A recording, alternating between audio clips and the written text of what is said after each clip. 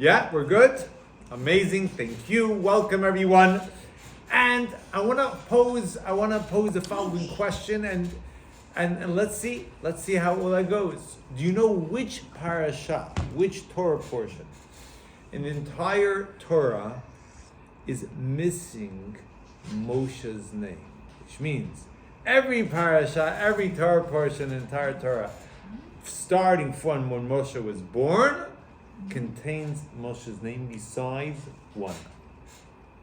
Dekel looks like he knows. Yes. Yeah, it's Parashat Tetzaveh. Parashat Tetzaveh. Nachon. Very good. Kol hakavod. Kol hakavod. Amazing. It says Parashat Tetzaveh. This parasha this week is Torah portion. We do find that what's it called? That Moshe's name is not mentioned. There's explanations given about why Moshe's name is not mentioned. First of all, we find that when the Jewish people they sinned with the Chet HaEgel, the sin of the golden calf, after they received the Torah, they went and did idolatry right afterwards. They worshipped the golden calf. At that point, God wanted to destroy all the Jewish people, and at that point, Moshe Rabbeinu was interceding on the Jews' behalf. And he was fighting on their behalf. One of the things he said, that God said, it says, I'm going to destroy the Jewish people and I'm going to build up the new nation based on you. And Moshe Rabbeinu told them, he says, if you're going to destroy the Jewish people, Macheni na misifrecha.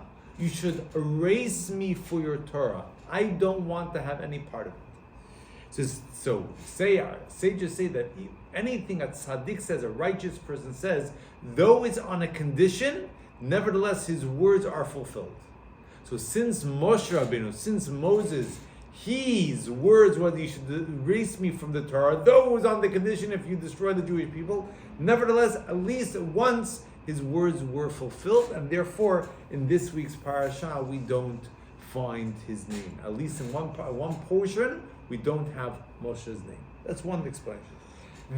Why specifically this portion? Because Parashat Tetzaveh is generally read in the time, connected with the time when Moses passed away. What is the day that Moses passed away? Does anybody know? I think. Yes. It's Yud Zayin in Adar. So you're very, very close.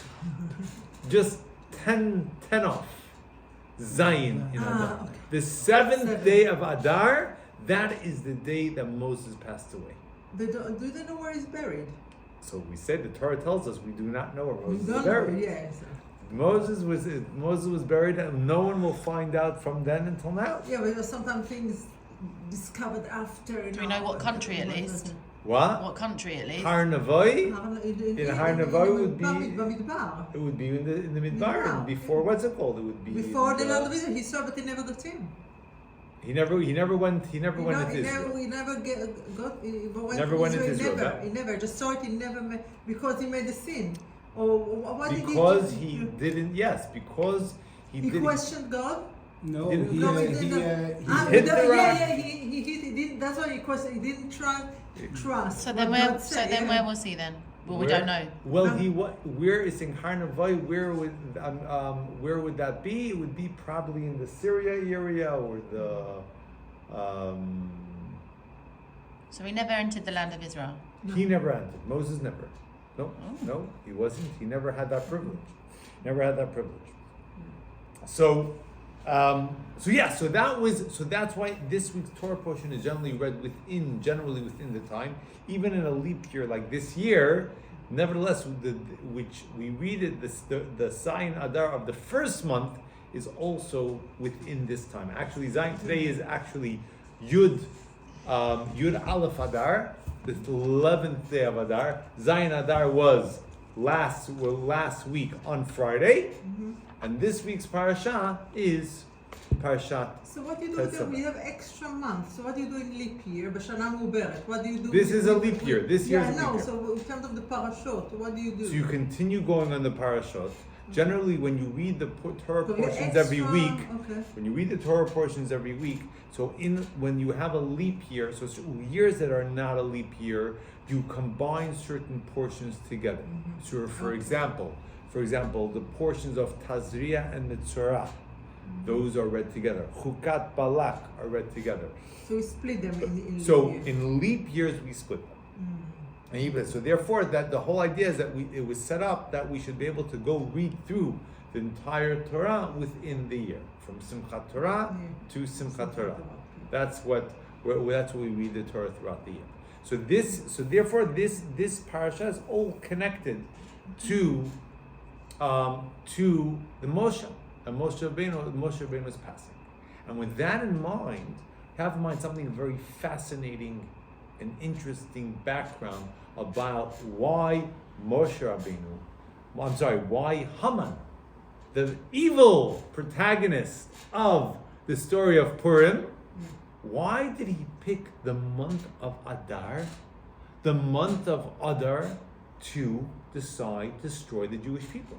We know that Haman, who came from the tribe of Amalek, wanted to go and was out to destroy the Jewish people. And he wanted to kill them all. He was debating of when to do it. And when did he decide to do it? On... Second night of Passover.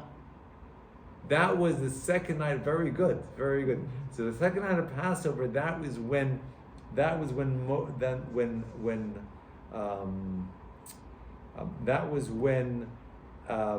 Esther met with Achashverosh. I only know this because I googled it today. I didn't know who Haman was before. Oh, really? And I just thought I'd do a quick Because search you before I want to go know because his I came last time and I was a bit like I didn't know anything. So And then my mum said, "What are you doing tonight?" I said, "Apparently we're working at Haman." She said, "What do you mean you can't live without a man?" She misheard me. And then she said, "Oh, I know Haman." I said, "What?" My mum's 80, but I didn't think that she was so up with her knowledge. Okay. But now I am apparently. Very good. Sorry. I'm very glad that you prepared. Well, That's a couple beautiful. of minutes on a break. Very, very good. Yeah. Very, very Still good. don't That's know a lot. amazing. That's all I know. And I would say if there are certain things which are not clear based on you feel that if I'm feeling that I'm not explaining it well, please mention that. Probably most of the language you use probably won't be that clear because this literally the first, and then I was like, I put two and two. Oh, Haman, Hamas, that makes sense. Right. That obviously made sense. But Hamas is mentioned in Tehillim. I read Tehillim every Shabbat. Kol Shabbat אני קורא Tehillim. And Hamas Hamas is in Hebrew, anger. it's anger. Anger. So my question is it It's not the related? same. It's not related. Okay. Not the same word. Yeah. As far as I know. But like Hamas- it Similar- from the similar same sounding. Hamas in Hebrew, That's where I Similar made the sounding. association. But No, it's okay. not Okay, coming from the same word as far as I know. It's poetic and formal language. Yeah. Hamas is anger. Right. And that would make sense. Yeah. So Haman, during the time, this is already in the time of the Greeks. The Greek, more the Seleucids. The Seleucids were in the Greek Empire. I'm sorry, what am I saying? The Greeks. I'm sorry, that's Hanukkah. Persian. During the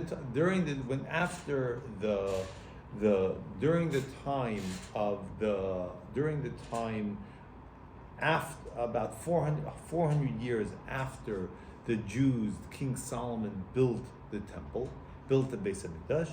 At that point, the Jews weren't acting as they were supposed to, and therefore, they were warned by the prophet Jeremiah to do that, to correct their ways, but they still didn't. At that point, the king of Babylon, Nebuchadnezzar, went and he went and attacked the Jewish people. Attacked. At that point, there was only one. The people who were left were the kingdom of Judah, kingdom of Judea, which was at that point they had the tribes of Judah, Yehuda, Binyamin, and Levi, and the Levites. Those were the ones who were over there at that point.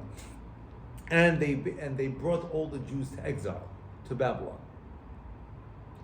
Babylon is where today would be like Syria. Iraq and Iran. At that point, Nebuchadnezzar was a prophet who says that you will eventually die at the hands of your you'll eventually die. Warned to Nebuchadnezzar. There's a prophecy of Daniel, and Nebuchadnezzar basically died from his own gods. That's how he died. There was the Cush, which was he grew up. It was someone who basically grew up as a vagabond. He grew up with it says he grew up with dogs. He eventually went and took over the kingdom, and his son Achashverosh eventually took him over and married, in order to solidify his rule, married Vashti, which was the daughter of Nebuchadnezzar. So basically, this was like I guess the point, the vagabond king, or the son of the vagabond, basically marrying the daughter of the royalty in order to make sure to solidify his rule. But she was bad, Vashti. It's a bit like Harry and Meghan. Yeah, Vashti. Well, there it's a little bit different. So basically, so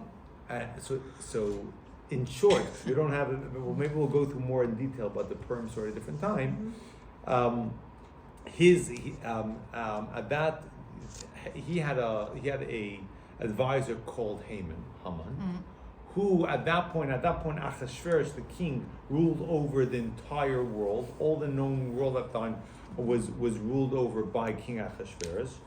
Achashverosh convinced Haman convinced Achashverosh to give him the ability to kill all the Jews all on one day, on the 13th day of Adar. So the meaning to say is, at that point, this meant the entire annihilation of all the Jewish people, because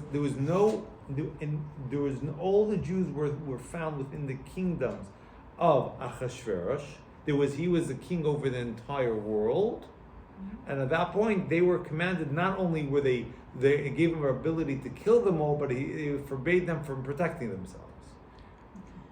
Okay, and we skimmed over when you said the Jewish people weren't behaving correctly. What was it that they were doing?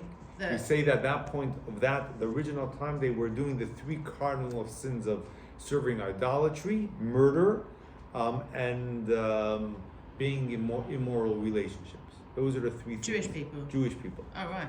Yeah. All of them, or just like it was It happening. It was happening. It was happening in a large scale. No, it's not all of it. It's Yeah. half. Yes. And that's why they wanted to get rid of the Jewish people. Well, that's why we say that the Jewish people are compared to a sheep between 70 wolves. Naturally, the natural way of things are that if you put a sheep among 70 wolves, I think they one time had an exhibit of coexistence where you have a wolf and a sheep, and they asked the zookeeper, "How do you manage to keep such an exhibit going?" He says, "It's very simple. Every few hours, I add a new sheep." So the natural way of things is that if you put a sheep among 70 wolves, it's going to be torn apart. So we, as a natural Jewish people, as long as we don't, if on a natural way of things, we'd be torn apart. People would be attacking us. We need to procreate. But so we have yes, that's very good. But also in addition, because we have the fact that we have a shepherd that protects us, God who protects us, that is why we're able to survive.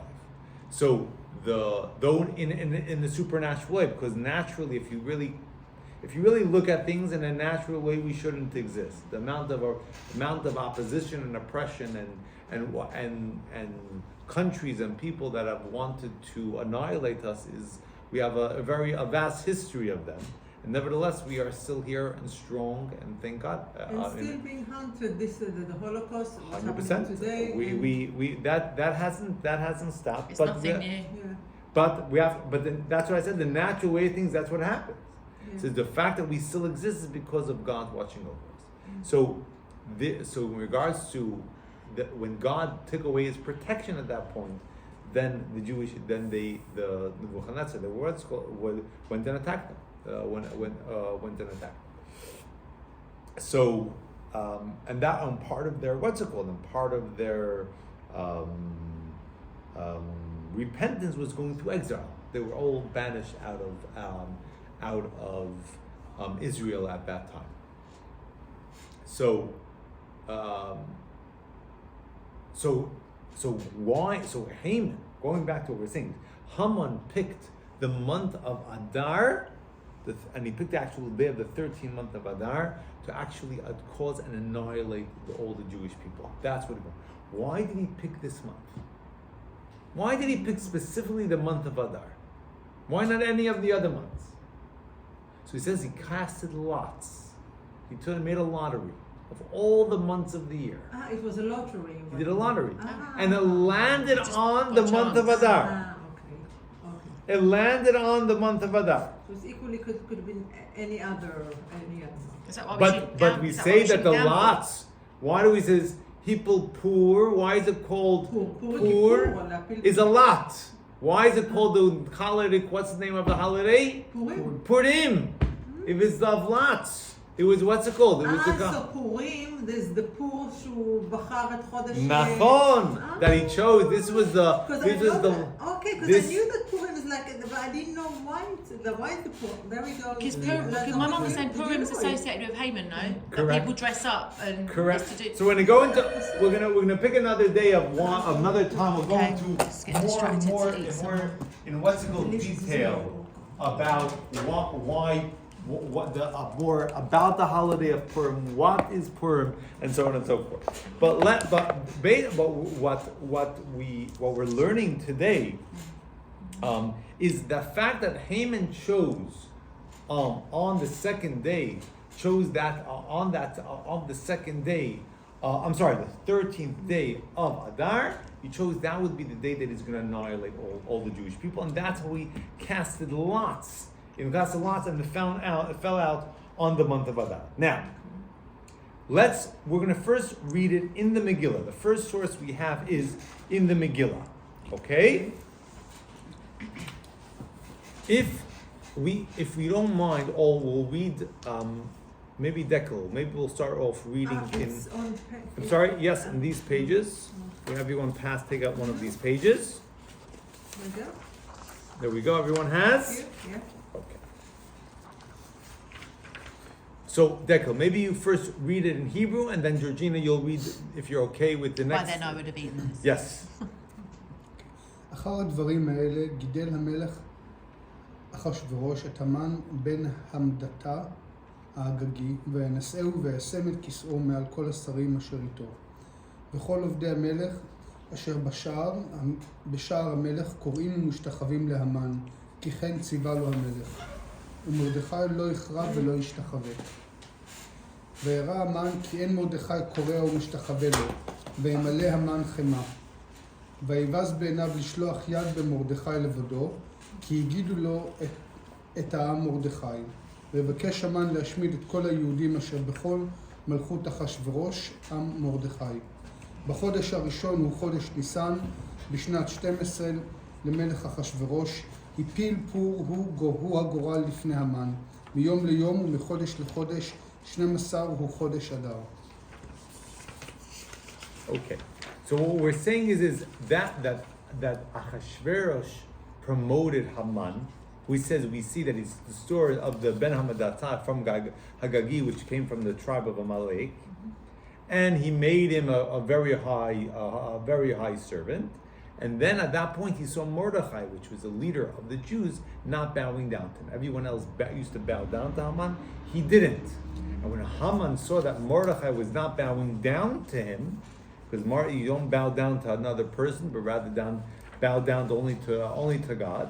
It says he was very content. He found the contemptible. He felt a tremendous amount of contempt towards Mordechai.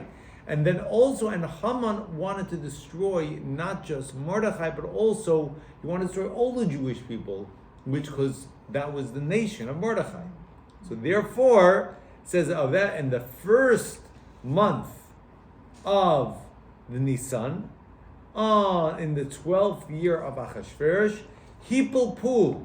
Therefore, he cast a pur, which is a lot, and which means that it fell out to be till it came out to be which month? It came out to be the month of Adar. the Adar is considered the 12th month of the year because the first month is called, Nisan is called the first month of the year. And therefore the 12th month of the year Adar. is Adar. Okay? That is the name of the Jewish month. Now, turn over to the source 2. Georgina, maybe you read that. Okay, so the Talmud tells us about Haman's thoughts with the outcome of the lot. The verse states, They cast Pur. Pur. Yeah. Pur. They cast Pur, that is the lot. A sage taught the following, how do you pronounce that? Baraita. Baraita. Once the lot fell on the month of Adar, he, Haman, greatly rejoiced, for he saw this as a favourable omen for the execution of his plans. He said, the lot has fallen for me in the month that Moses died, which is consequently a time of calamity for the Jewish people. But he did not know that not only did Moses die on the 7th of Adar, he was also born on the 7th of Adar. So which means, so the Talmud tells us that when Haman saw that it fell on the month of Adar, he was very, very happy. He rejoiced because he thought this is a terrible month for the Jewish people. Moses passed away in this month. So therefore, he said, this is the month which is good. To bring calamity for the Jewish people. But the Talmud says what he didn't know was Moshe didn't just pass away on the 7th of Adar, but also was born on the 7th month of Adar. And therefore, it says he being born is actually rectifies him passing away of that month. And therefore that changed. They say there was a drunk, a town drunk, he would start celebrating Purim right in the beginning of Adar, right in the beginning of the month of Adar. And the Jewish months are split into 12 months, and that month, he didn't wait till he got to the 14th, which is Purim, but right in the beginning. So he said that, why? They asked him, why don't you wait till Purim? Don't you know that Purim's on the 14th? We're now in the beginning of the month. He said that when Haman wanted to do was, he didn't just want to make the 14th day, the 13th day a problem. He cast lots and it fell out into the whole Hadar. So he wanted to make the whole Hadar to a problematic month. I'm not going to let him. And therefore, I'm going to start drinking from the beginning of that. Is that why my brother likes to drink at Purim? Because on Purim, the So reason he why he likes likes to to get drink. drunk. So on Purim, the reason why it says, because on the Purim, we're supposed to get so joyous and we should drink until we don't know the difference between Haman and Mordechai. The being blessing of Haman and Mordechai. Oh, that's the reason. Once a year they're excused to. Yeah, Adar it's the only time he drinks. Adaloyada. That's Yeah, he's a Meshigana. So why it's called the Ad Lo Yada when people walking, do the Purim walk, Ad Lo Yada, it's called. Ad Lo Yada, yeah. Ad Lo Yada, so it's probably come from we call it in Israel, we call it Ad Lo Yada for the poor, but the kids and the family walk in town with the costumes. with the costume. Yeah. I guess that just evolved from there. That's not the actual meaning. So wait, so he gets so drunk that he doesn't know the difference between Haman and Mordechai. The Okay. cursing Haman and blessing Mordechai. That's when I say this to him, he's going to be really impressed. Okay. Wow. Yes. Yeah, I'm My sister is a business now, I know. yeah.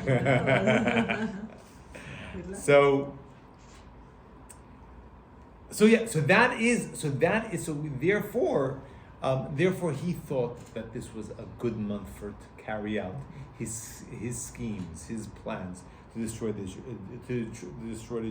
Jewish people.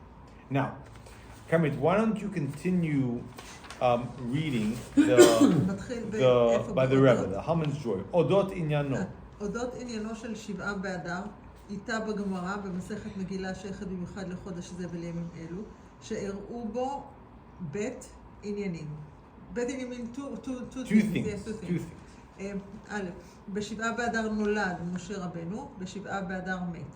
כאשר המן עמד לבחור חודש ויום מיוחד שאודותיו ידבר עם אחשוורוש לגזור את הגזרה על בני ישראל, לא רצה לסמוך על עצמו, ולכן הפיל פור הוא הגורל, כדי לדעת באיזה חודש יצליח. ולכן, כיוון שנפל פור בחודש אדר, שמח המן שמחה גדולה, אמר, נפל לי פור בירח שמת בו משה. Continue. Hello. Yeah. Paul. We're right over here. I'm sorry. This not the back. It's the way you have to just המן ידע שגם... Haman yada. Right. That's להמשיך? yeah. To where it says in other words, Hamenu. Yeah. להמשיך? Yeah. Yeah. אוקיי. המן ידע שגם על ידי גורל עדיין יש מקום לספק אם אכן הצליח לכוון אם לאו. אמנם בראותו שנפל פור בחודש אדר, שמח שמחה גדולה. ומה הייתה שמחתו? אמר נפל לי פור בירח שמת בו משה, גואלן של ישראל, ובמילא בטוחני חשב המן שאצליח במזימתי. הוא מסיים בגמרא, ולא, מה זה היוד? היה יודע. זה חסר. ולא היה יודע שבשבעה באדר מת ובשבעה באדר נולד. ולכן כדאי הלידה שתכפר על המיטה. Oh, okay. So basically, what we're saying is, like we said before, that he didn't. Well, we know that the seventh Adar had both Moses passed away and was born, and therefore Moshe and Haman, when he wanted to choose it, he chose the month of Adar because he thought that because Moses passed away, he was a good month for him to annihilate the Jewish people, but he didn't know that Moshe also was born that day. And the Gemara finishes, Kedai haleida shtechaber lamisa. The birth is worthy to atone for death. Now, the question we have to everyone is the following. Why do you think that the birth should fix when a person passes away? Technically, it's the opposite. When someone is born, there is alive. When someone passes away, it finishes. You would have imagined it finishes. So if you want to say the whole special, unique quality about Moshe was that he was a leader of the Jewish people, all the blessing and all the goodness that he brought, the mitad, his death, should have actually stopped that. Is what stopped all the energy, godly energy that he brought to the world. But maybe by then something else started, maybe? But at least from him, what he stood for, you would think that when he passed away, that should stop. So that's a negative. You're right that he was born before then, 120 years before then. Very good. But you would have imagined that stopped, that the death stopped that. So why does the Gemara say that the birth of someone rectifies his death? On the contrary, the death, in a way, stops what happened when the person was born. Right? Your person is born, you have life. Now, when you pass away, it's the opposite of that. Yeah, but don't forget that sometimes when people pass away, they leave legacy behind them, which is, you understand? It's not that it's finished. Many people think about things we do now. This is what people did. People who, died a long time ago, but they left legacy behind them. The kids continue. And therefore, death cannot stop. Death doesn't cannot stop stop an idea having a legacy. or mitzvot. Mitzvot, exactly. Death doesn't stop mitzvot. I was going to say as well, and we it's a big part to play for us in Torah, as I understand, and yet, in wisdom, is the nefesh doesn't die. So the body does. okay, But and our therefore, And so therefore, The neshama, what you your mean the neshama, neshama. The neshama, the soul. the neshama, the Yeah. soul, sorry, is carries on, and what you do in this life, all the goodness, and bad things, does get remembered in that world, in the world of soul, in the world of spirit. So the body is just the body is only in, as we say, this is not in the world to come. The world whatever we're doing now, that's why we're doing mitzvot, right? we're doing it so that Because it helps also build the treasury for the world to come. Right. No? What you're saying is it brings energy and So- wants to go to the world. For the Yeah, world to come. so and that energy doesn't die. So with in Moshe's case, I mean, we don't have to question. I mean, it was just goodness all the way through, right? It was absolute 100%. blessings and So what you're saying? So therefore let me just. it carries on through generations. So you're it carries saying- on through the neshama.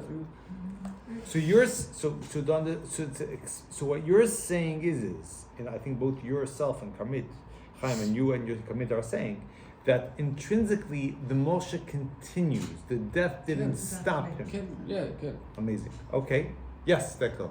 I was thinking, they said better the day of the death than the born. That's in Kohelet. I think they said that's better. And Why? because I think when we come to this, like this is hard work. You know, you need to work. You start your working. Birth is like the seed, right? And you work through It your is. life. So and it why- isn't, because why- you are being you've been taken away from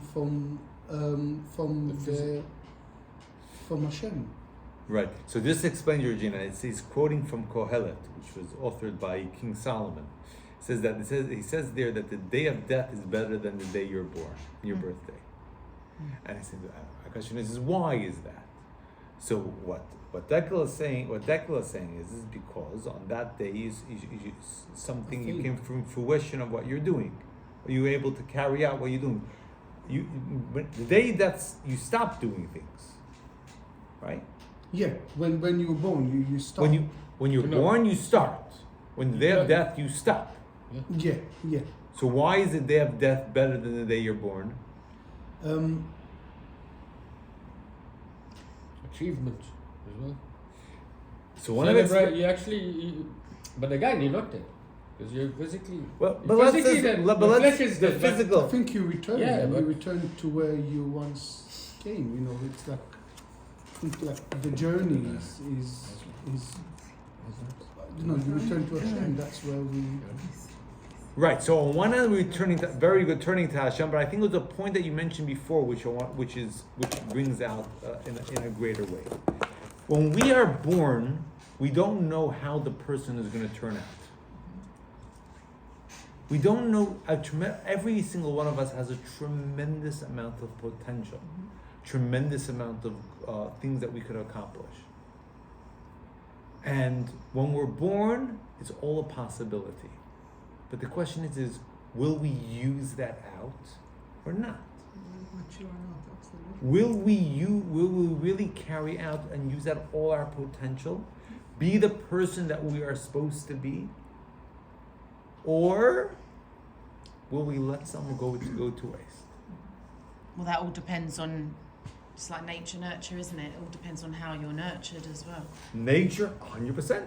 Nature, nurture, and how hard we work on ourselves. It says I Reb think Zusha that's of experience. Anapoli said that Reb Zusha of Anapoli was one of the great Hasidic masters. He says, when I come up after 120 years after I pass away, I am not afraid at all that God will tell me, why weren't you like Moses? I'm not afraid of that. I'm not afraid at all that he'll tell me, why weren't you like Aaron? I'm not afraid. You know why? Because if he asked me why I wasn't like them, you know what I'll answer? There was That's me. I'm saying I'm not them. They were them and that was me. I'm saying, how could you compare themselves to me? But I'm afraid, you know what I'm afraid he's going to ask me? Why weren't you Zusha? Why weren't you you? And that I'm not going to have an answer for. So when we each of single one of us have a tremendous amount of blessing and goodness and potential that we have. When we're born, when we're starting, we have the ability to bring out that. We have the ability to do that. Our actions throughout our lives are the ones who dictate what if we actually bring fruition, or we make that happen or not. So the day a person passes away is when we actually, is a day of celebration in a certain sense. We see when that person accomplished throughout the life, They actually brought that actions, in a way, it's coming to fruition. One of my dad's last words before he passed was, all will be revealed. That was one of the last things he said, other than I love you. Really? He said, all will be revealed. Yeah. Really? Wow. That's his amazing. It brings out it brings out of what in essence of what who the person was. So that's why Shlomo Melech says the day a person passes away is the day he's born, because then we see what the accomplishment, what the person does, what the person had throughout their life, as opposed to the day they were born. So in a sense, the day that the person is born, passes away, has a greater, it's the epitome of the accomplishment of what they've done and what everything they've done throughout their lives. Now the question is how does the day we're born, atone for that, be better than that? That was the question, right? Yeah. No. Because you have an opportunity to have a new beginning, a fresh start, like to start. See, the day again. when you're born. Yeah, you have an opportunity to make right. Whereas the day you die, yeah, everything you've lived for determines your afterlife, but you don't have an opportunity to start again in real When life. you're there, right? Yeah. When you're actually alive, you have the opportunity to make it. You have the opportunity to make changes, and you're able to make differences. It passes away. Okay, that's a good point. When it comes to Moses, both the beginning and end were great. It says when he was born, the house filled with light. It was a tremendous amount of goodness. Already he was connected with Torah and goodness. And when he passed away, it was the same. So Moses is not like us. We don't on that, in a way, we're not on that level. We're on that level. So for him, the question becomes is why is the day we're born better than the day we pass away? Technically, it should be the same thing. So I want to look for a second about, maybe Chaim, you'll read from source 5. The Talmud says, once the lot fell on the month of Adar, Haman greatly rejoiced. He said, the lot had fallen for me in the month that Moshe had died, but he did not know that he died on the 7th of Adar and was born on the 7th of Adar. The Talmud's conclusion is not understood that death comes after the birth and overrides it. Meaning, say, death. First, you have death. And when death, you have persons alive, and death stops the person from being alive. So, how could the day the person's born, be better than the day they die? If the day they die stopped them from being any more born, from being alive. The explanation: Moshe was the shepherd of the Jewish people before he was born. He was already designated to redeem the Israelites from Egypt and bring them to receive the Torah at Mount Sinai. In every generation, when we recognize that we left Egypt and then we thank Hashem for giving us the Torah, in present tense, the life and impact of Moshe lives on. When his work lives on, he lives on as well. Okay. His impact is felt differently after his passing because it comes through his students and his representatives. But nevertheless, the day of his birth overrides and atones for his death and the change it engendered. The radiance of Moshe began to shine from the moment of his birth and continues to shine, albeit differently, until today. Meaning to say that the day the person is born and what they're giving, the ability they're giving, and they're able to create students that will be able to continue on, as both Kamit and you, Chaim said, that they'll continue on what they represent, continue on who they are. That, in a way, supersedes the day that they're passing away. Because really, what is a person? What is the real essence of the person? Is it because they like chocolate rogalach? Is that the essence of the person? Or the essence of the person is what the morals they have, the ideals they have, what they wanted to give, what they give over for other people. That's really who the person is, what the essence of the person is. It's not just the physical makeup. The essence of the person is what you stand for. And that Moshe is continued to give over and lead and encourage and teach people, and they become people like Moshe. Then the next generation, Moshe didn't pass away anymore. He lives on. He lives on. The Talmud says about Yaakov, about Jacob, that Jacob is still alive. The Talmud says, what do you mean he's still alive? They buried him, they embalmed him. What do you mean he's still alive? There's a mazare b'chaim afu b'chaim. Just his children, his descendants are alive, he is still alive. His ideal, what he stood for, the essence of who he is still alive. So therefore, we're saying is Yom HaLeida, the day he was born and the day he was able to teach others, overrides Yom HaMisa, the day he passes away, because what he taught and encouraged and inspired others becomes an everlasting, makes him everlasting. He doesn't ever die. And I was thinking, like, maybe that's where that innate feeling of feeling Jewish comes from as well. Because there's one thing being Jewish, but I'm not practicing. I'm not, I don't do very much. I try and be a good person. But I feel inside that I'm Jewish. Like, I feel my dad, it sounds weird, I feel him in me. I actually feel it. And that's descended down. Do you know what I mean? Like, there's nothing you can do to take away the Jew in me. Awesome.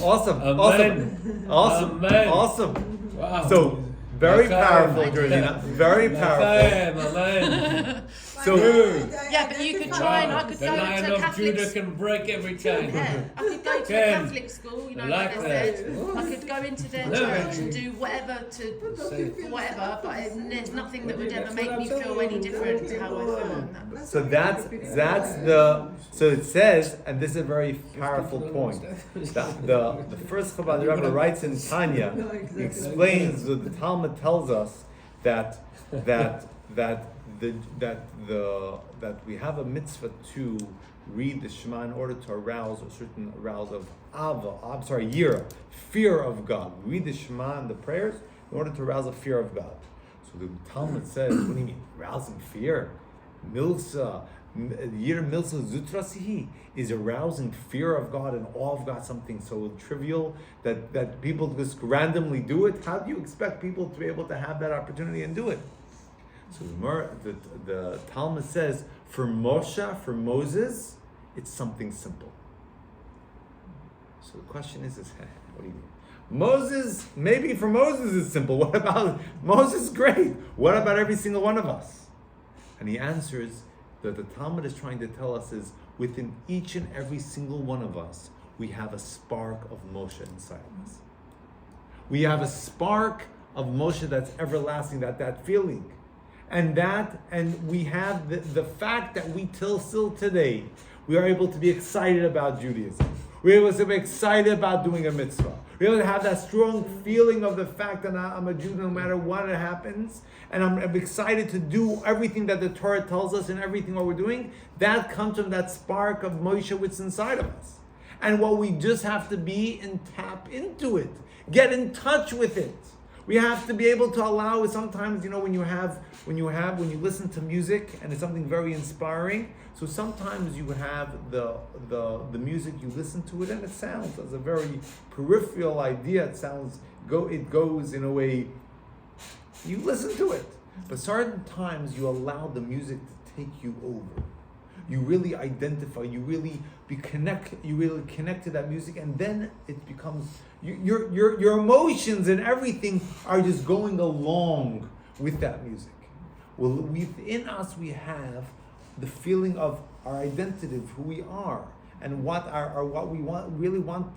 Our soul really wants to learn Torah, do mitzvot, wants to serve God in the best possible way, celebrate, bring a Jew the best possible way, and we have an opportunity. The question is, do we get in touch with it? Do we totally listen to it? Do we allow it to take us over? Because that's the really essence of our identity.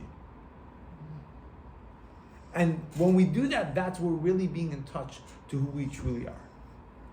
And really the essence of our being. So within every single one of us, we have that special power. We have that special Maisha. Sometimes it takes, for some people, it comes out every so often. And for some people, if you work on it, you're able to be truly be in touch with it. It takes work.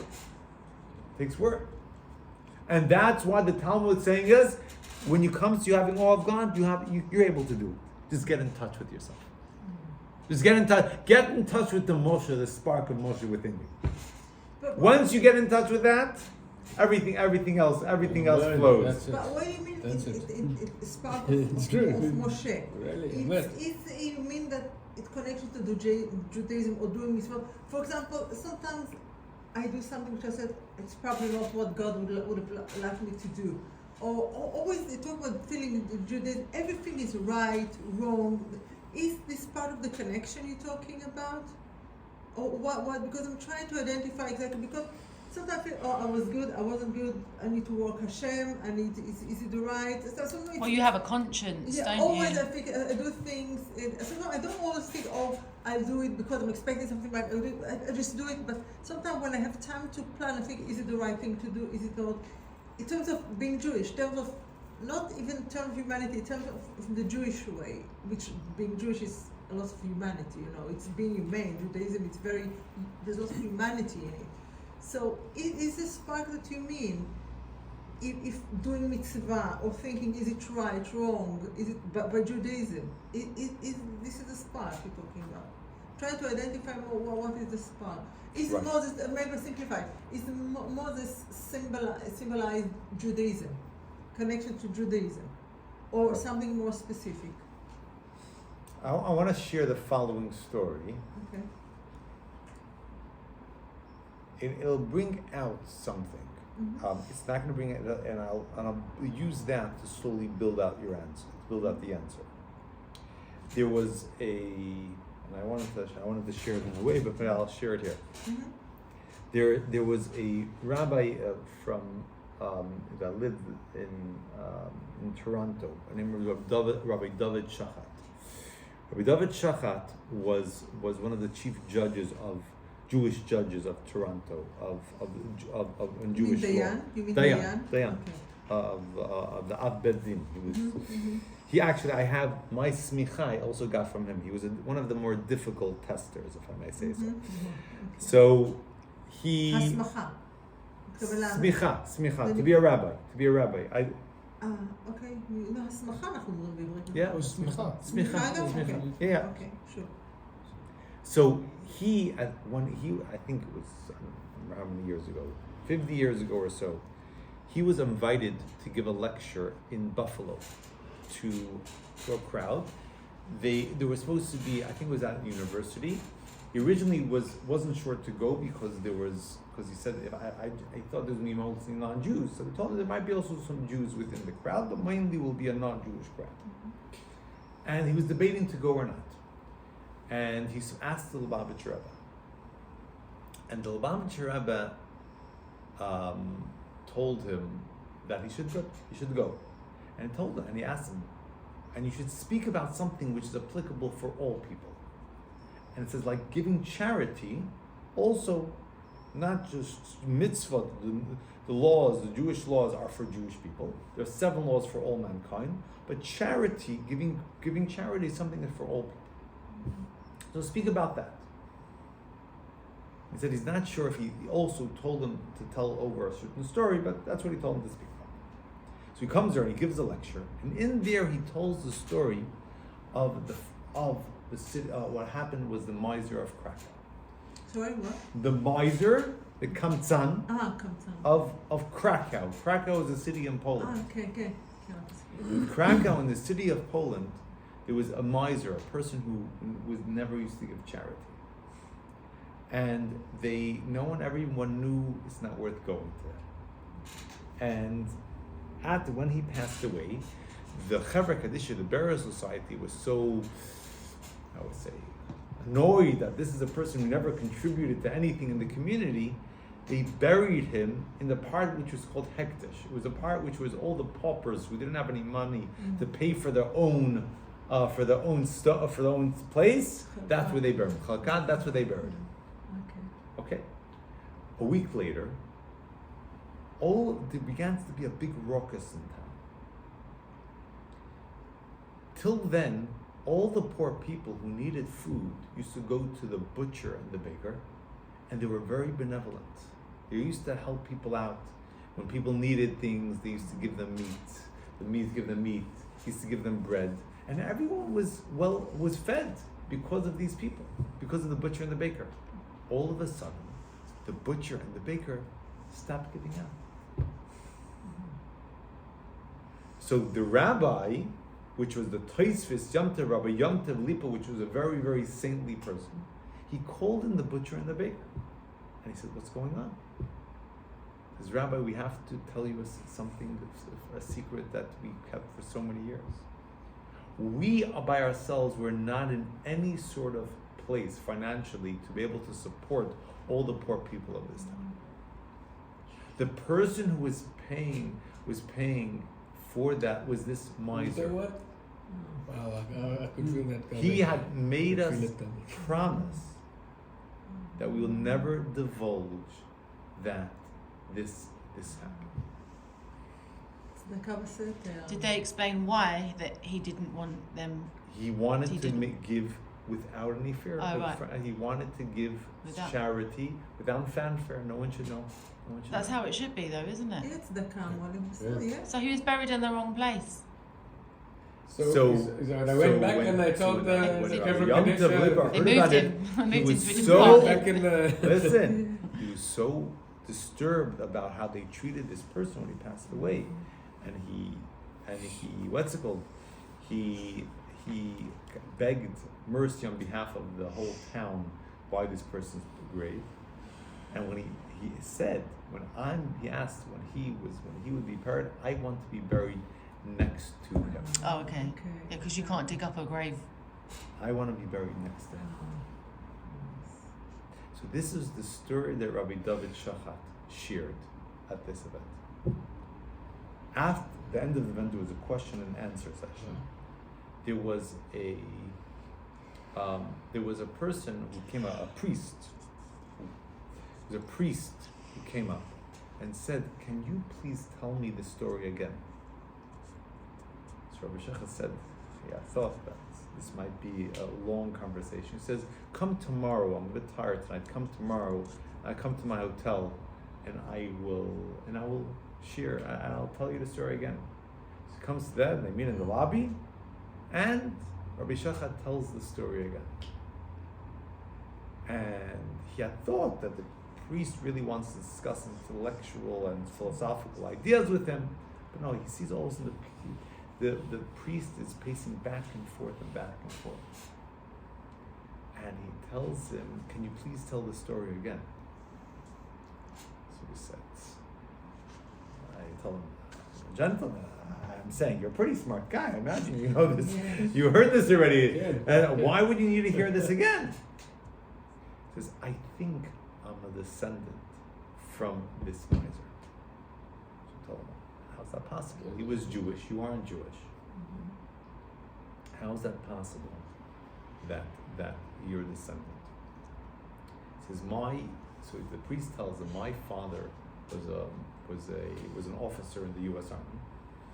He came to Europe, and when they saved Europe from the Nazis, he met my mother, and my mother was Jewish. And he brought her to the States, but with the promise that she would never reveal who she was. He brought me up Catholic, and I grew up as a Catholic, and I grew up to be very good, and I became a priest, and I live in Buffalo, and I have a very big congregation." So not so long ago, my mother was nearing her end, and she called me and said, "Something I need to let you know, that I'm Jewish. And according to Jewish law, if I'm Jewish, you're Jewish as well. So you're Jewish, and you should know that you descend. One of our ancestors was the miser from Krakow who was buried right next to the great saintly rabbi of the Tessva." So we said, I didn't think of it at that time. Didn't make anything of it. And I thought she probably was just, I don't know if she always said it's true. But now that I heard the story tonight, It's the thing. He'd awaken. When the shaman comes, That awakened something with me, and I need to explore it. So Rabbi Shachat gave him the number to the Harad Rabbi in Buffalo, and left. I'm saying that was it. He went off. Many years later, decades later, he was visiting Israel. He was coming to the Kotel. He was coming to the Wailing Wall, and someone wishes him a Shalom Aleichem. He says Shalom Aleichem. He says, no, Shalom Aleichem, Rabbi Shachat. Where are you from? He says, you remember my old self.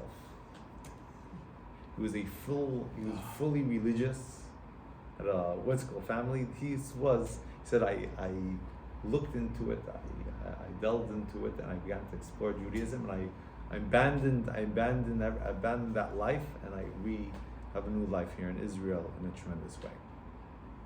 So the most fascinating part, that's a tremendous story. But one of the most fascinating parts about it is, Rabbi Shachat said, I found out later that I'm a descendant of the Tocva Yontif.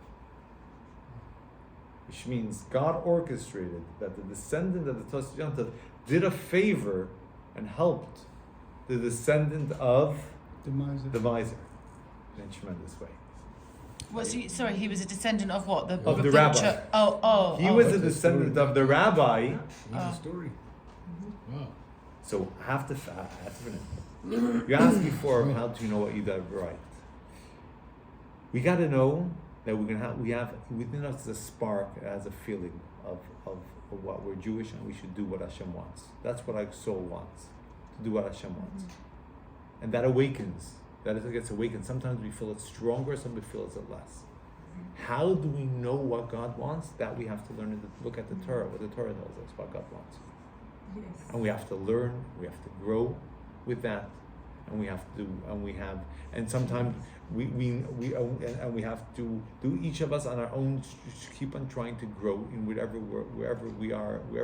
Yes, I meant about this spark. Yeah, but yes, I understand. But you know about this story, very, very quickly about the Hungarian who was a neo-Nazi. One Hungarian. We brought him over. Brought him to speak. Not here. We brought him to speak. Yeah, but you know, then he found that he's Jewish. He became religious. So it's amazing. But I'm gonna have to finish. I'm gonna have to finish here. But basically, I think it's important for us to recognize we have that spark within us. We have the Moshe within us. We should be in touch with it. Recognize the tremendous power it has. And to each of us should try to grow in every way.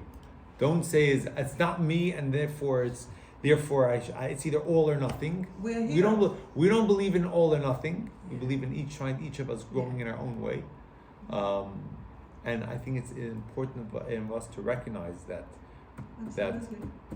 that spark within us, that Moshe within us, is what kept us alive, the Jewish people alive, and overcame Haman. And that's connected to this week's Torah portion, because this week's Torah portion is Tezva. We don't mention Moshe's name, but more importantly, one of the explanations is we don't say Moshe's name, but we refer to Moshe many times. Va'ata, and you. Who is you? Moshe. It's because there's a way that a person is based on their name, and there's a way the person's much deeper, that they're beyond their name. Names are when they connect to someone else. Georgina, you don't need your name if you were just living alone on an island. You need it when I need you. You need you're connecting with me or someone else, and then we need some way to refer to you. A name is only when you're connected with someone else, but the deeper aspect of a person is when they're beyond the name. And what we're saying is that this week's Torah portion, we're connecting with Moshe, connecting with Moses the way he's beyond his name, the much deeper aspect. And that's the deeper aspect we have within us. I gotta go. Very strong.